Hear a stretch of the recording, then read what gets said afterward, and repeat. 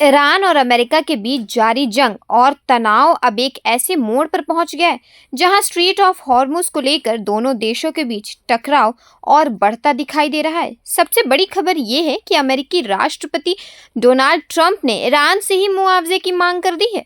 दरअसल ईरान की तरफ से अमेरिका से युद्ध में हुए नुकसान की भरपाई यानी मुआवजे की मांग की गई थी, लेकिन ट्रंप ने इस मांग को मानने से इनकार कर दिया। ट्रंप का कहना है कि अगर ईरान युद्ध में हुए नुकसान का मुआवजा मांग रहा है तो अमेरिका भी ईरान से उन लोगों के लिए मुआवजा मांगेगा जो पिछले कई दशकों में ईरान और उसके सहयोगियों से जुड़े हमलों और संघर्षों में मारे गए या घायल हुए। ट्रंप ने साफ कर दिया है कि ईरान के साथ भविष्य में होने वाली किसी भी बातचीत में मुआवजे का मुद्दा शामिल किया जाएगा, यानी शांति समझौते की कोशिश के बीच अब मुआवजा भी एक बड़ा मुद्दा बन गया है।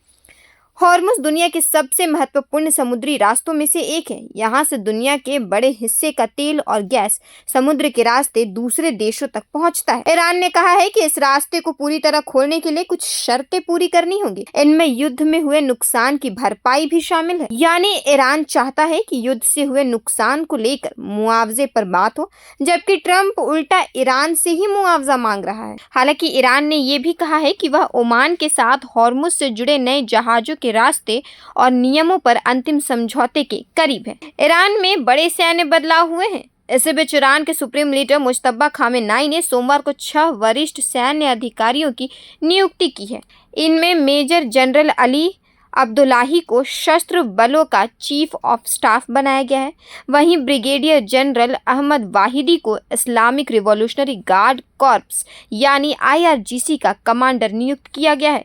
इन नियुक्तियों को ऐसे समय में काफी अहम माना जा रहा है जब अमेरिका और ईरान के बीच तनाव लगातार बना हुआ है। जर्मनी ने भी ईरान से अपील की है।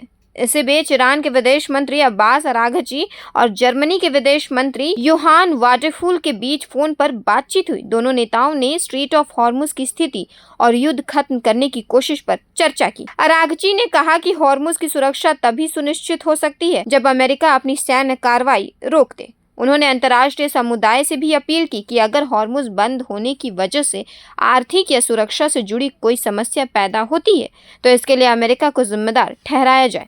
वहीं जर्मनी के विदेश मंत्री ने ईरान से कहा कि वह अमेरिका और क्षेत्र के दूसरे देशों के साथ मिलकर रचनात्मक तरीके से बातचीत करे। जर्मनी ने यह भी कहा कि हॉर्मुज को बिना किसी शर्त के खोलना चाहिए ताकि जहाज सुरक्षित तरीके से आ जा सके। ट्रंप ने भी हॉर्मुज पर बड़ा दावा किया है। ट्रंप ने कहा है कि अमेरिकी नौसेना का स्ट्रेट ऑफ हॉर्मुज पर पूरा नियंत्रण है। ट्रंप के मुताबिक अमेरिका ने हॉर्मुज में मौजूद बारूदी सुरंगों को भी खोजकर साफ कर दिया है। उन्होंने दावा किया कि ईरान कभी भी समुद्र में ऐसी सुरंगें बिछा देता है, लेकिन अमेरिकी सेना उन्हें खोज लेती है और हटा देती है। ट्रंप ने यहाँ तक कहा कि हॉर्मुज अभी खुला हुआ है और इस समय इस रास्ते पर अमेरिका का नियंत्रण है। उन्होंने अमेरिकी नाकेबंदी को एक तरह की स्टील वॉल यानी लोहे की दीवार बताया।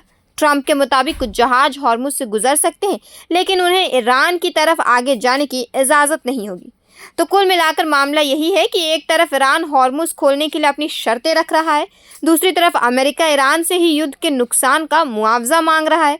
वहीं ट्रंप दावा कर रहे हैं कि अमेरिकी नौसेना का हॉर्मुज पर पूरा नियंत्रण है और इसी बीच जर्मनी और ओमान जैसे देश बातचीत और रास्ता खोलने की कोशिश कर रहे हैं। सबसे बड़ा सवाल यही है कि क्या अमेरिका और ईरान इन शर्तों के बीच कोई समझौता कर पाएंगे, क्योंकि हॉर्मुज सिर्फ ईरान और अमेरिका के लिए ही महत्वपूर्ण नहीं है, बल्कि इसका सीधा असर दुनिया के तेल बाजार और कई देशों की अर्थव्यवस्था पर पड़ सकता है। फिलहाल पूरी दुनिया की नज़र इस बात पर है कि हॉर्मुज खुलेगा या नहीं और अमेरिका ईरान के बीच शांति की कोई राह निकल पाएगी या नहीं। फिलहाल के लिए इस खबर में इतना ही। तमाम ऐसी बड़ी अपडेट्स के लिए देखते रहें प्रभात खबर। धन्यवाद। प्रभातखबर.com, विश्वास वही, रफ्तार नहीं।